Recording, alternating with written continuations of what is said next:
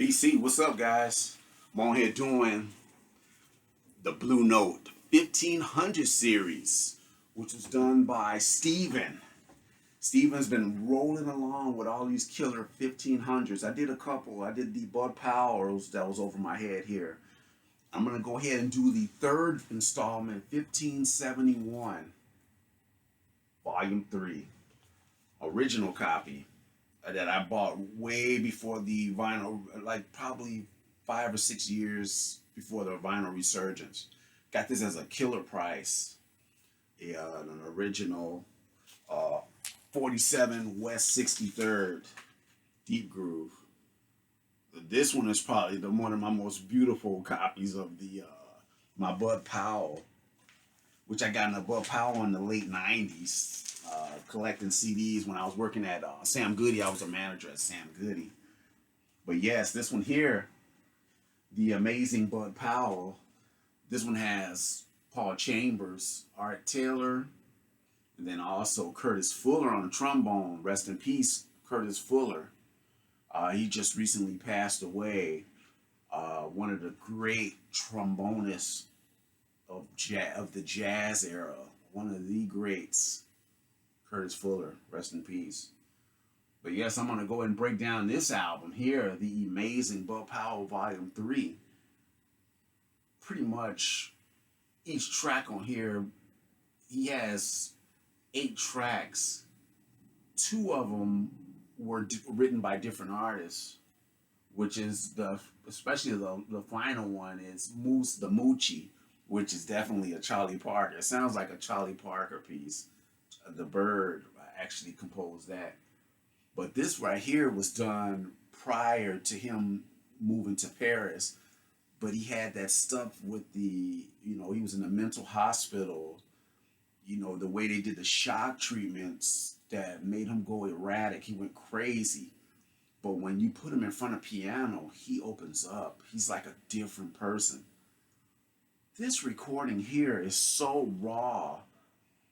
And what I loved about the 1500 series, especially for some reason the Bud Powell stuff, like this one here, this is an original, so they used the original tape, Alfred Lion and Rudy Van Gelder.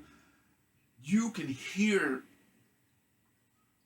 the fluidity, the fluid, how fluid he played, and you can hear him moaning in the background, like like he's on a roll.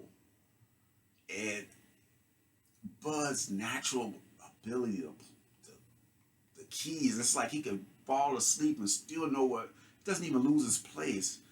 He has that dexterity on the piano, just way above. It's tripped out how he inspired like Bill Evans and Mal Waldron, a lot of those guys, man. Bud was man, even Horace Silver too.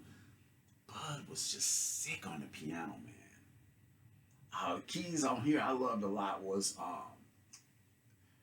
the Some Soul is a great opener. It's like a standard, looks like a straight standard, which was written by him. And then you got Blue Pearl, which is the one I love a lot. I love Blue Pearl. But the one that really shows his plan, Bud on Bach. So this is all, that's pretty much broken down all the classical stuff that he learned as a kid. And he put his spin on it. It's like he just improvised all the Bach, the compositions. Keeping in the Groove is another killer. And then you got Idaho. Idaho is a nice killer too, man. That's a nice one. Beautiful, beautiful, playing and ballady. And then you got Don't Blame Me. I mean, this is definitely recorded in '57. This was way ahead of its time. I just wish Bud would have been around a lot longer. I hated how he was mistreated back then. And that was due to all the civil unrest of everything that was going on with with all the stuff in the urban areas and, guys, these jazz guys, man, the stuff they had to put up with, going performing and, you know, you had to go in through the back door of, these establishments and And I think that's why a lot of the players, especially Bud Powell, Bud Powell was one of the early first ones that moved over to Paris. Him and Dexter, they all went over to Paris.